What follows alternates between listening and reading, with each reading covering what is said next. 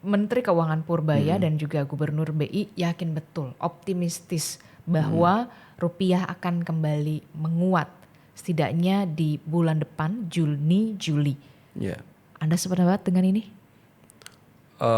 Mungkin kalau melihat dari tren ya, kan itu pandangan tersebut ya kalau saya lihat dari statementnya itu kan mengarah kepada tren-tren yang terjadi di tahun-tahun sebelumnya. Oke. Ya, berkaitan. Dengan situasi yang saat ini terjadi, Iya, menurut Anda bagaimana? berkaitan dengan kebutuhannya Pak Justru ya. Nah, ya itu salah satu sebetulnya itu bagian dari cara untuk menenangkan market kalau menurut saya ya.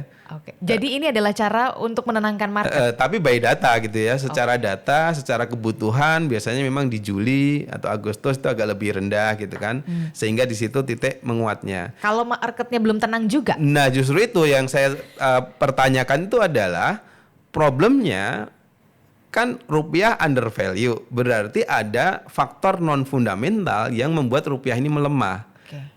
yaitu aspek-aspek tadi. Kredibilitas, kepercayaan, dan kepastian gitu-gitulah ya.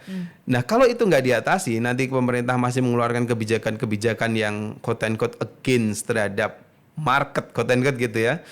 Itu kan bisa saja yang diharapkan nanti menguat lagi tidak menguat. Kenapa? Karena faktor sentimen negatifnya terlalu dominan gitu, sehingga ini yang harus sebetulnya yang harus dipastikan gitu. Nah apa yang harus dilakukan?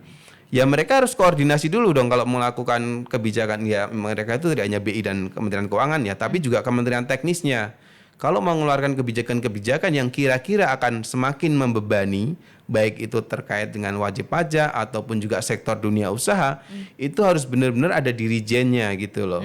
Yang memastikan nanti apakah sektornya sudah siap, apakah tidak akan menghit kepada sentimen di IHSG, di rupiah, itu harus terjadi. Karena kalau enggak, kalau model kayak kemarin keluar kebijakan tarik lagi, itu benar-benar Mbak berarti kan nggak kredibel kebijakan itu. Dan itu yang sebetulnya banyak membuat sentimen tadi yang menambah beban dari upaya penguatan rupiah begitu. Oke, itu artinya pemerintah harus hati-hati ketika melakukan atau mengeluarkan kebijakan, jangan sampai salah langkah.